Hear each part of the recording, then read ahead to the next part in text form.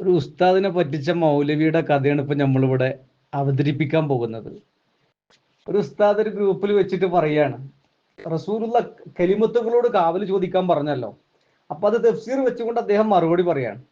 ആ ഉസ്താദിന്റെ വോയിസ് ആദ്യം ഞാനൊന്ന് കേൾപ്പിച്ചു തരാം. ഇമാം റാസി പറഞ്ഞു,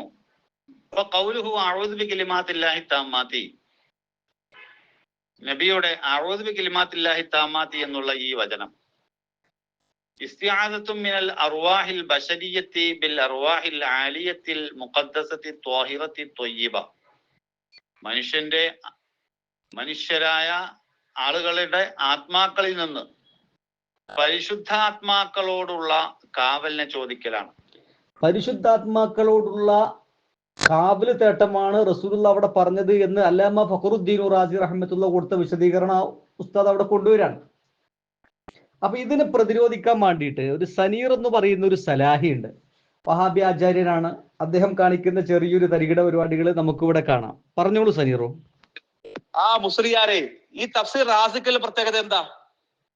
ഇങ്ങനെയുള്ള ഒരു വിഷയമായി ബന്ധപ്പെട്ട് ഉദ്ധരിക്കപ്പെടുന്ന ഒരുപാട് വാദങ്ങൾ, ആ വാദഗതി അദ്ദേഹം കൊണ്ടുവരും. എന്നിട്ട് ആ വാദഗതികൾക്ക് തൊട്ട് താഴെ അദ്ദേഹം വളരെ കൃത്യമായ നിലപാട് രേഖപ്പെടുത്തും. അതായത് ഇങ്ങനെ പല വാദങ്ങളും ഈ ഉസ്താദ് ഈ സംഭവം ഉദ്ധരിച്ച സമയത്ത് അദ്ദേഹം പറയാണ്, ഇങ്ങനെ പല വിഷയങ്ങളും അദ്ദേഹം ഒരു ഹദീസ് ചർച്ച ചെയ്യുന്ന ഭാഗത്ത് കൊണ്ടുവരാറുണ്ട്. എന്നിട്ട് വ്യക്തമായിട്ട് അതിന്റെ വിശദീകരണം അദ്ദേഹം താഴെ കൊടുക്കുന്ന പറയണത്. ഈ മുസ്ലിയാർ കൊണ്ടുവന്നതിന്റെ ശേഷം മറ്റൊരു വിഷയം പാടുണ്ടെന്നാണ് ഇപ്പൊ ഇയാൾ പറഞ്ഞത്. ഇതൊരു തരികിട പരിപാടി കേട്ടോ. കേൾക്കണോ? ആ നിലപാട് ഇവിടെയുണ്ട്. ആ നിലപാട് ഏതാണ്? വളരെ കൃത്യമായി തഫ്സീർ റാസിയാണ്. മറിച്ച് മുസ്ലിയാരെ, ഇമാം റാസി അല്ല, ഇയാള് മറിച്ച് മുസ്ലിയാറെ എന്നൊക്കെ പറയുന്നുണ്ടല്ലോ. ഇയാൾ ആകെ കൊണ്ടുവന്ന് 4 വരി മുറിച്ചിട്ടാണ്. ഞാൻ അവിടെ പോസ്റ്റ് ചെയ്തിട്ടുണ്ട്. ഇൻഷാ അല്ലാഹ് 4 വരി മുറിച്ചുകാണ്ട് കൊടുത്തിട്ട് മറിച്ച് മുസ്ലിയാറെ എന്നൊക്കെ ചോദിക്കുന്നുണ്ട്. മറിച്ചിട്ട് കാര്യമില്ല. അതിന്റെ ശേഷം ഇയാൾ വായിക്കണ ഭാഗമില്ല. വായിക്കി, നിങ്ങൾ വായിക്കി.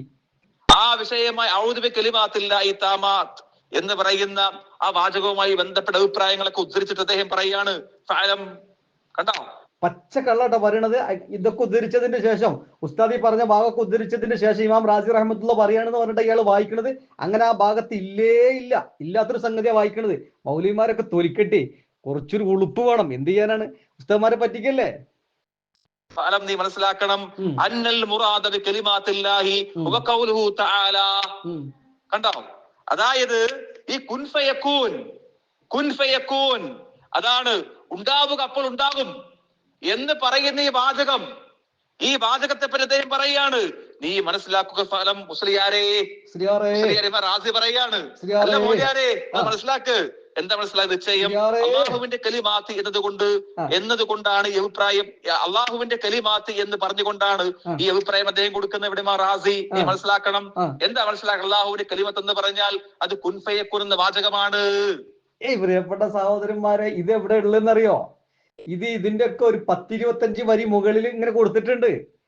ഇമാം റാസി റഹ്മത്തുള്ളാഹി അലൈഹിന്റെ തഫ്സീറിന്റെ പ്രത്യേകത എന്ന് പറഞ്ഞാൽ, ഒരു വിഷയം പ്രതിപാദിക്കുന്നിടത്ത് ഒരുപാട് വിഷയങ്ങൾ അദ്ദേഹം കൊണ്ടുവരും, ഒരുപാട് വാദഗതികൾ കൊണ്ടുവരും. ഇച്ചങ്ങായി പറഞ്ഞ വോയിസാണ് കേട്ടോ.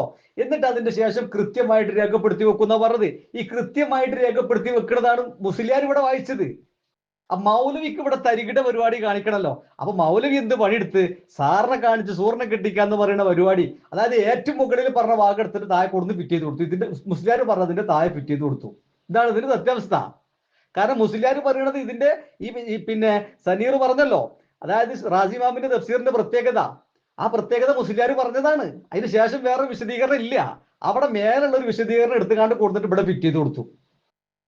ഇതാണ് തരികിട പരിപാടി എന്ന് പറഞ്ഞാൽ. മുസ്ലിയാരെ പറ്റിച്ച മൗലവിന്റെ കഥയാണ് ഇപ്പത്. സനീർ സലാഹി.